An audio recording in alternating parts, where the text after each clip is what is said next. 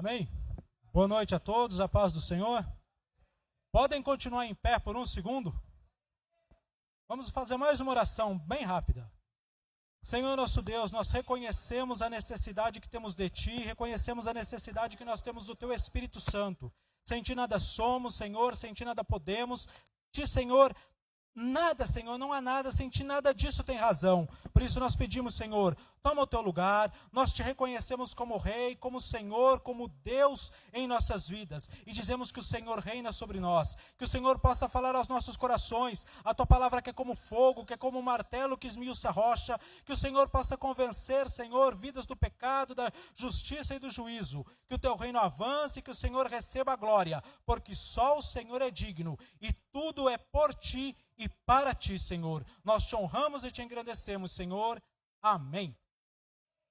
Podem se assentar agora.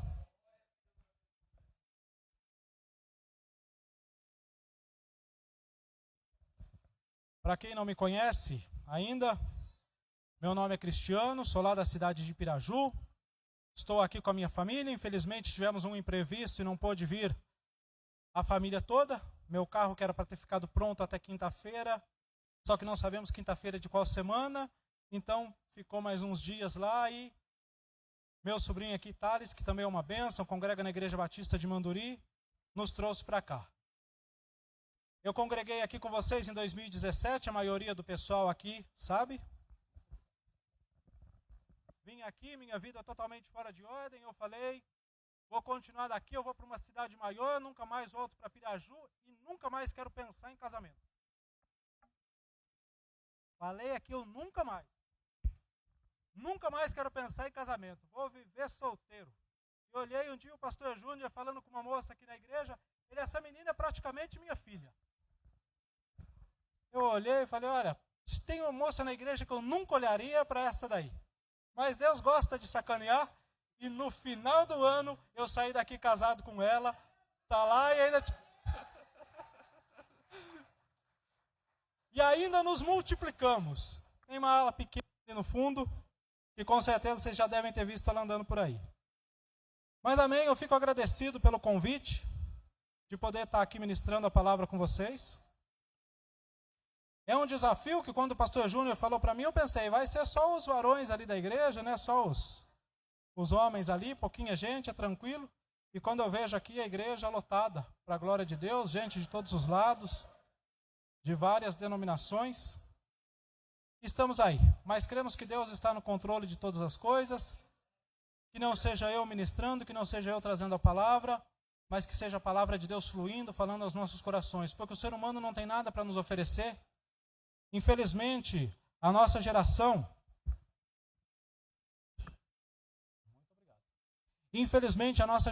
tem o péssimo hábito de colocar muita expectativa no ser humano.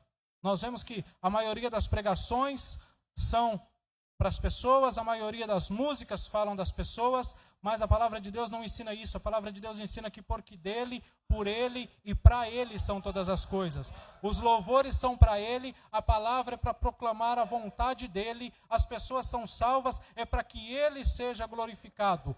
Tudo começa em Deus e tudo termina em Deus.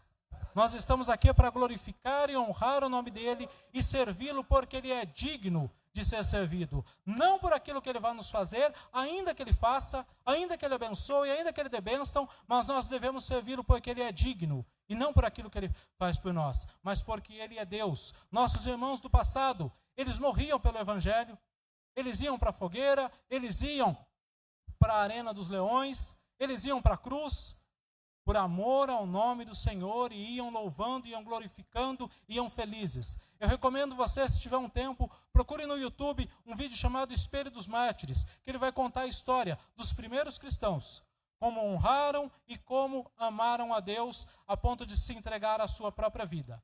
Na minha cidade tem um monumento lá, que na verdade é uma idolatria, a São Sebastião. Os católicos o consideram um santo, mas ele foi um homem de Deus do passado. Ele foi um soldado romano que se converteu ao evangelho. Por ser um soldado romano, um cara da nobreza, ele teve uma morte misericordiosa, ele foi flechado. Pode parecer estranho, mas é uma morte misericordiosa comparado com os demais cristãos que não faziam parte da nobreza, sofriam por amar ao Senhor, por servir ao Senhor, por não negar os princípios de Deus e ser fiel a Deus até a morte. A nossa geração precisa entender que nós estamos aqui para amá-lo, nós estamos aqui para servi-lo, nós não podemos negociar os seus princípios. Ele é o centro e o final de tudo é a salvação de nossas almas, como diz o apóstolo Pedro. Nós não estamos aqui para receber uma bênção momentânea, ainda que ele possa dar uma bênção momentânea, e eu ficaria muito feliz se você saísse daqui com uma bênção momentânea. Mas o final de todas as coisas é a salvação de nossas almas, é a eternidade, porque os anos da nossa vida são 70, 80 anos. A Bíblia diz que o que passa disso é canseira e enfado, mas existe, além disso, uma eternidade. Existe uma eternidade além disso. E nós precisamos garantir que quando passarmos para elas, estejamos com Cristo.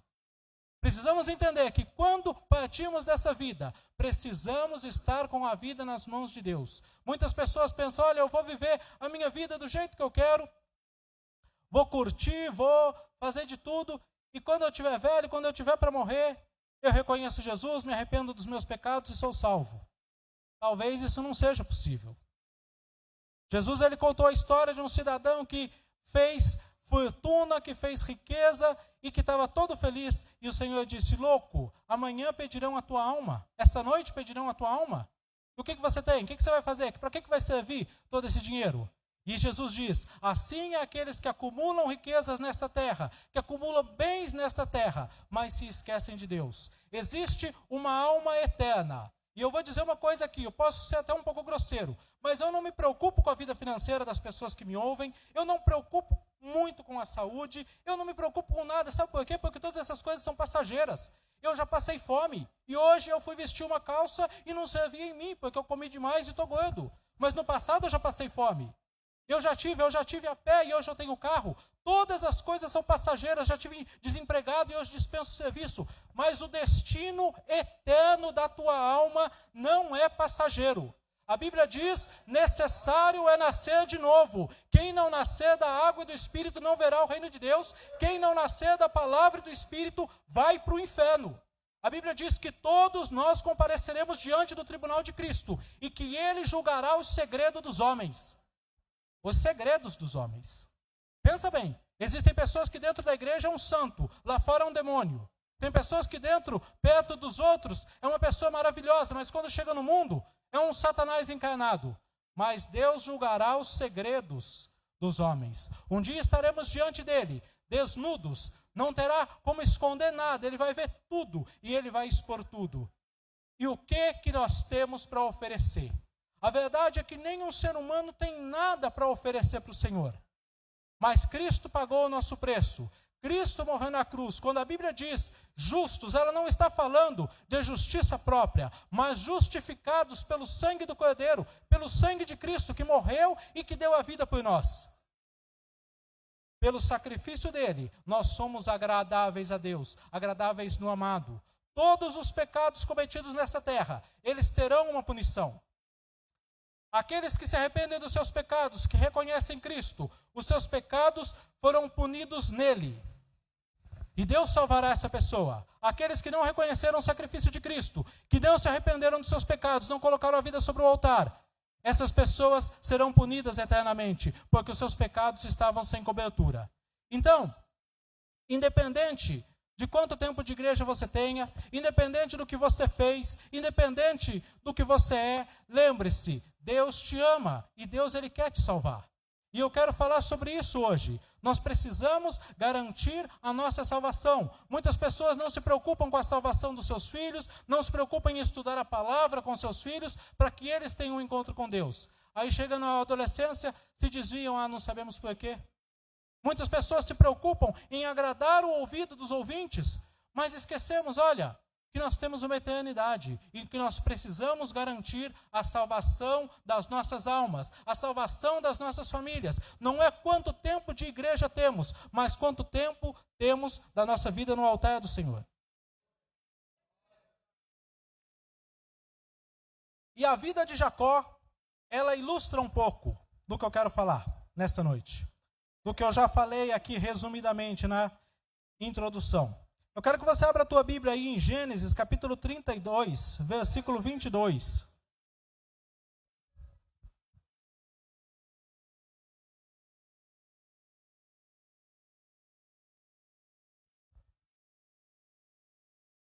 Gênesis capítulo 22, versículo 32, vai dizer assim. Eu sei que tem alguns procurando aí, mas eu já vou ir lendo para a gente ganhar um pouco de tempo.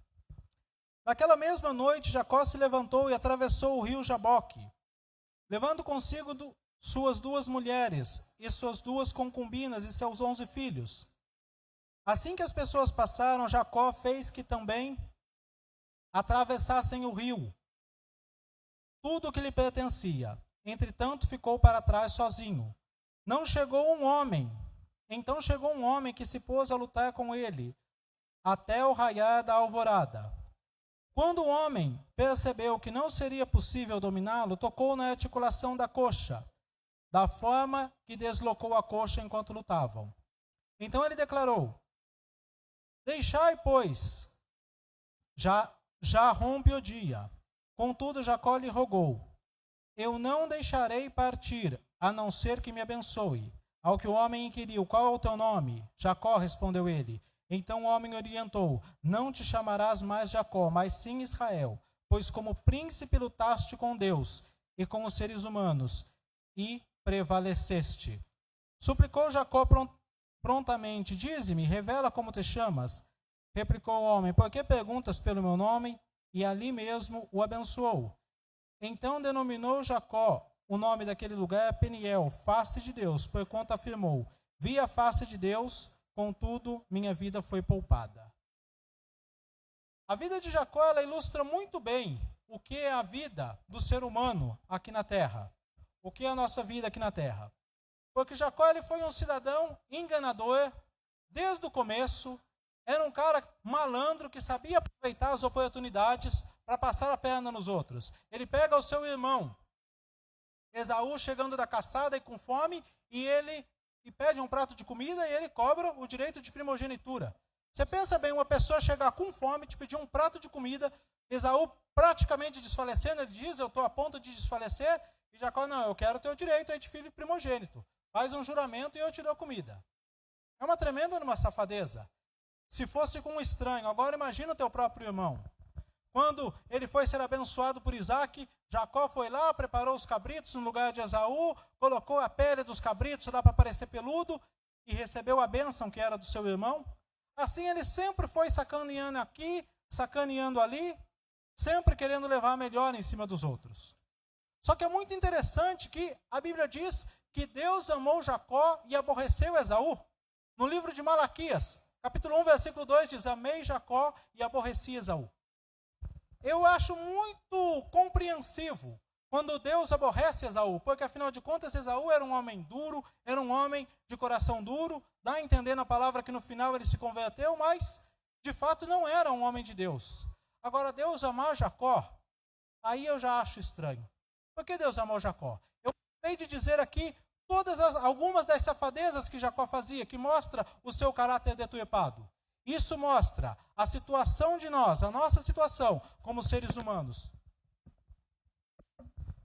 Nascemos no pecado. Salmo 51 diz: nasci no pecado, em pecado me concebeu minha mãe.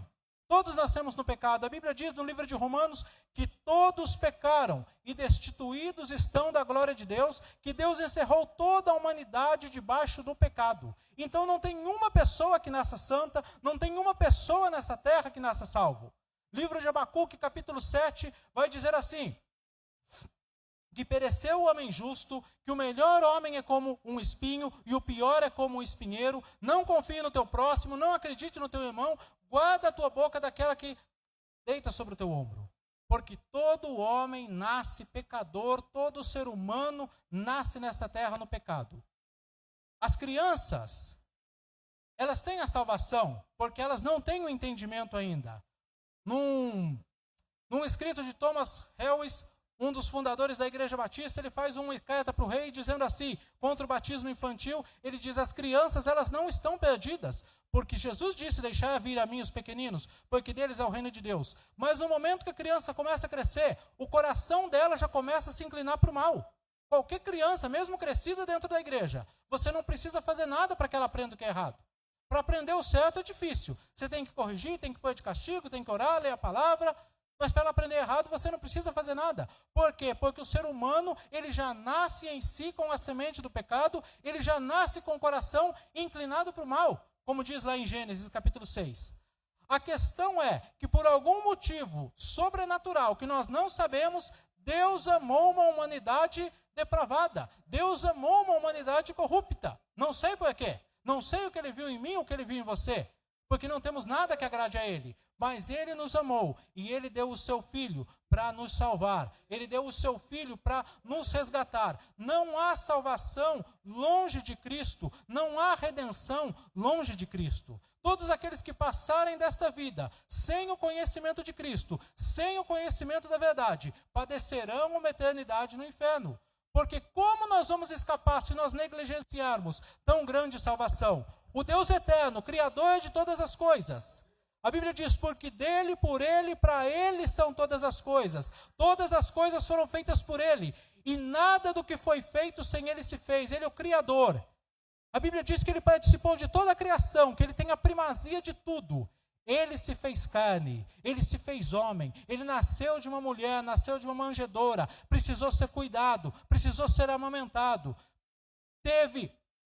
Foi zoado, foi esculachado pelas pessoas e pagou o preço da pior morte que existia na sua época, para que nós fôssemos salvos. Lá na cruz ele sofreu toda a ira de Deus. É interessante que quando Jesus, ele está lá na cruz, ele está lá no Getsêmani, ele sua sangue durante a sua oração e ele diz, Pai, afasta de mim esse cálice.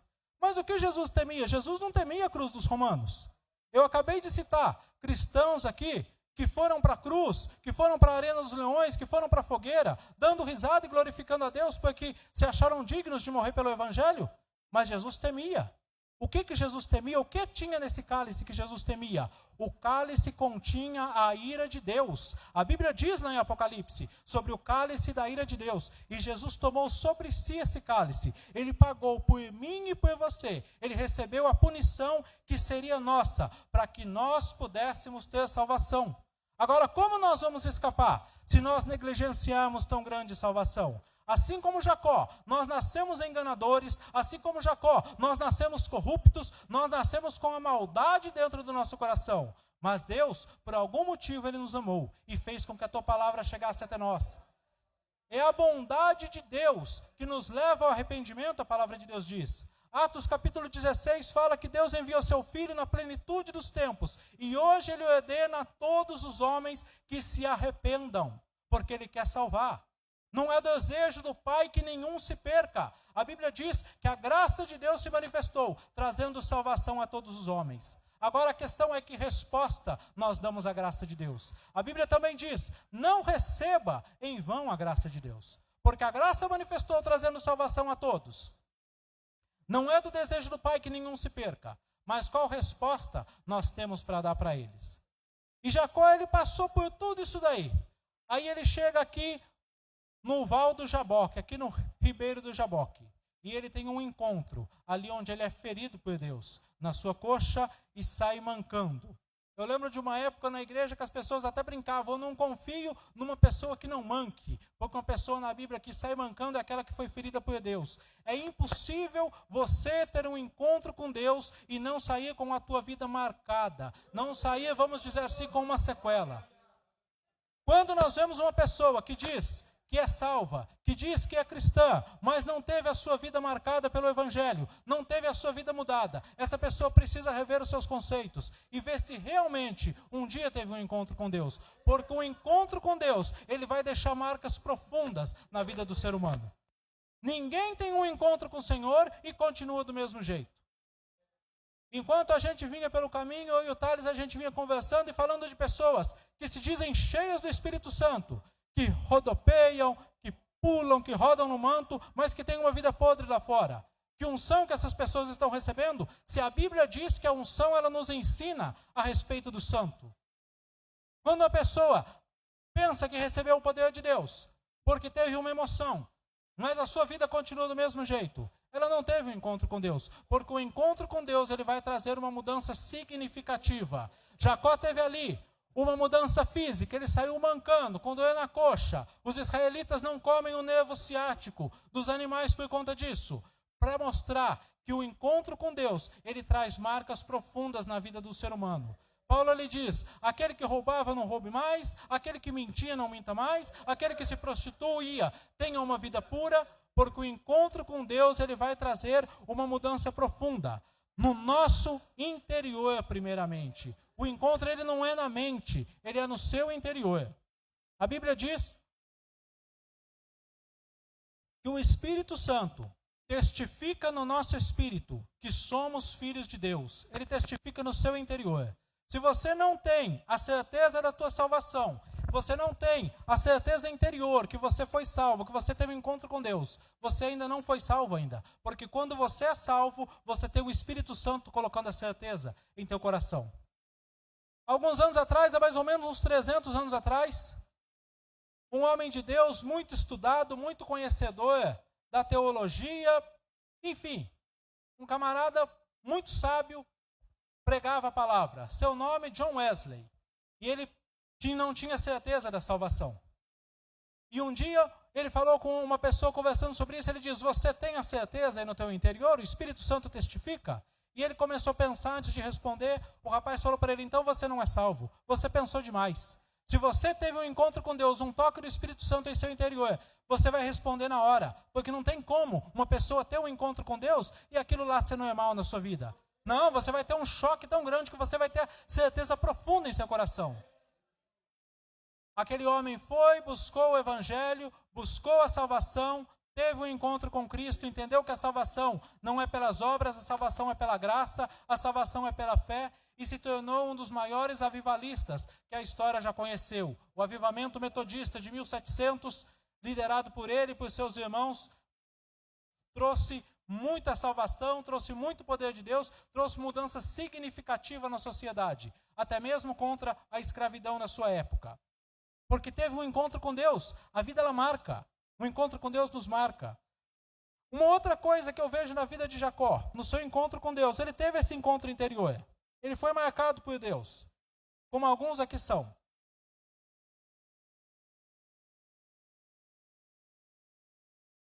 Porém, a mente de Jacó ela não mudou do dia para a noite. Se você continuar lendo aqui, no capítulo 33 adiante, você vai ver que Jacó ele continuou com uma mente um tanto quanto corrompida. Jacó colocou quando ele foi encontrar com Esaú. Esaú vinha com 400 homens. Jacó sabia que Esaú estava mordido de raiva, porque ele tinha roubado seu direito de primogenitura. E vinha com 400 homens de encontro com ele. Ele teve medo. E o que ele fez? Ele colocou os filhos das suas escravas à frente, o filho da esposa, porque Jacó amava Raquel e não Lia, como todo mundo sabe, ele colocou os filhos de Lia no meio, e por último ele colocou Raquel e José, ou seja, ele mostrou que ele tinha filhos prediletos. Quando a sua filha foi estuprada, e o rei ali da região fez aliança com ele e quis se casar com a sua filha e reparar o seu erro, a Bíblia diz que os filhos de Jacó agiram com astúcia, pedindo para que os homens daquela região lá de Siquém se circuncidassem. E no terceiro dia, que é o dia que a circuncisão mais dói, para quem não sabe, a circuncisão é como uma operação de fimose, só que naquela época não tinha anestesia, então se hoje já deve ser ruim demais, naquela época devia ser pior ainda. Seus filhos Simeão e Levi pegaram os seus homens, lá os seus servos, invadiram a cidade, mataram todos os homens, escravizaram as mulheres e as crianças. E só depois de ser feito isso, é que Jacó foi tomar providência e dar uma bronca ali nos seus filhos. Aí eu te falo, como é que o meu filho planeja saquear uma cidade, matar todos os homens de uma cidade, saquear, roubar mulheres e crianças, roubar animais? Lá no capítulo 49 de Gênesis, ele vai falar, Simeão e Levi são irmãos, com vocês eu não comungo com a sua ira, porque na sua ira mataram um homem, na sua fúria já retaram touros, vocês não receberão a benção da primogenitura. Mas eu falo, como que meu filho saqueia uma cidade e eu não fico sabendo, só depois que está feito? Ou seja, deixa rolar. Então, embora Jacó tenha tido esse encontro com Deus, ainda havia coisas em sua vida que precisava ser mudada, que precisava ser transformada, porque a sua mente ainda era a mente de um homem mundano. Isso mostra que quando nos convertemos a Cristo, quando o Evangelho chega até nós, nós recebemos a salvação, recebemos o toque em nosso interior, recebemos o perdão dos nossos pecados, mas a nossa mente precisa ser transformada. A nossa mente precisa ser mudada, porque chegamos a Cristo com a mente de um homem mundano, de um homem carnal, de uma pessoa mundana ainda. Então precisamos lavar a nossa mente com a água, que é a palavra de Deus. A Bíblia é o suficiente para nos fazer sábio, é a única regra de fé e prática, é o que está escrito aqui. E é bom que fujamos do misticismo gospel, porque tem muita pessoa que pega um texto isolado da Bíblia e eu vou ver o que está por trás disso daí, e começa a viajar na maionese com um monte de coisas. Não, tudo está escrito aqui, o que Deus tem para a nossa vida. Tudo que Ele quer que você saiba, está aqui. Toda revelação que sai fora da palavra, ela deve ser rejeitada, porque ela não vem de Deus. Tudo que o Senhor quer nos ensinar está aqui. E a Bíblia diz que nós devemos nos lavar com a água, que é a palavra de Deus. A palavra de Deus, ela tem que nos ensinar, ela tem que nos instruir e ela tem que nos tornar sábios. As pessoas vão dizer: eu não tenho tempo para ler a Bíblia, eu não tenho tempo para estudar, mas tem tempo para ficar 90 minutos na frente da televisão assistindo um jogo de futebol? Temos tempo para assistir uma série? Eu não tenho tempo. Esses dias um cidadão falou assim, pegou as principais séries de maior sucesso. Aí ele falou: olha, se você assistiu essa série inteira, você conseguiria ler a Bíblia tantas vezes. Uma determinada série 20 vezes, outra 8 vezes. Temos tempo para tudo, mas não queremos dedicar tempo para o Senhor. Por isso, o nível do cristianismo hoje tem se tornado um nível tão baixo. Muitas vezes os mundanos têm até mais honestidade, mais decência do que nós cristãos, às vezes, porque não nos expomos à palavra de Deus. E muitas vezes alguns se expõem a uma pequenina coisa e forma uma heresia, porque pega textos isolados. Temos que ler de Gênesis a Apocalipse, nos alimentarmos dessa palavra, deixarmos sermos instruídos, deixarmos sermos ensinados. A Bíblia diz lá no Antigo Testamento, Deus vai falar: olha, ata na sua roupa, coloca nos umbrais da porta, medita nela dia e noite para que você não se desvie, nem para a direita, nem para a esquerda. E assim você irá bem, assim você fará prosperar o seu caminho. Nós precisamos ter a mente de Cristo, ter a mente lavada pela palavra, instruída pela palavra, para que nós possamos ter uma vida nessa terra que glorifique ao nome do Senhor, para que nós possamos ser sal e luz deste mundo. A Bíblia diz lá no livro de Malaquias que Deus fará diferença entre o ímpio e o justo, entre o que serve a Deus e o que não serve a Deus. E muitas pessoas usam esse texto apenas para falar da prosperidade financeira, porque ligam uma coisa a outra. Mas quando Deus fala que vai fazer diferença, é porque uma pessoa cheia do Espírito Santo, uma pessoa cheia da palavra, ela tem a mente de Cristo, ela manifesta Cristo onde ela está. Nós levamos o bom perfume de Cristo. Pessoas aqui falam: eu não tenho tempo de ler a Bíblia com meus filhos. Aí quando seus filhos estão na adolescência, se desviam. Por que será que desviou? Por que será? Nós plantamos, nós dedicamos tempo a eles, para que eles sejam edificados na fé? Nós dedicamos a nossa própria mente para ser edificada? Nós tiramos tempo para o Senhor? Nós queremos ter realmente a vida de Cristo? Então nós podemos concluir que Deus quer salvar toda a humanidade, que é do desejo de Deus que ninguém se perca, e que as mãos do Senhor estão estendidas para salvar, para tocar, para transformar. Mas nós precisamos dar uma resposta a Ele. Nós precisamos dar um passo em direção a Ele. Chegai-vos a Deus e Ele chegará a vós. E depois que nós chegamos a Ele, que Ele fez a obra em nossas vidas, nós precisamos, dia após dia, nos alimentarmos de Cristo, para que nós possamos nos parecer mais e mais com Ele, para que nós possamos ter uma vida que glorifique o Seu nome, que as pessoas vejam Cristo em nossa vida. E não uma vida de ilusão, como muitos cristãos querem viver. Deus vai fazer, Deus vai operar, Deus vai isso, Deus vai aquilo. Não, é hoje. É hoje que nós precisamos que essa palavra se firme na nossa vida. Se Deus fizer um milagre em nossa vida, amém. Glória a Deus por isso. Se Ele não fizer, serviremos a Ele do mesmo jeito, porque Ele é digno. Estava lá os 3 jovens lá, Sadraque, Mesaque e Abednego. Já estou terminando. Mas está os 3 jovens.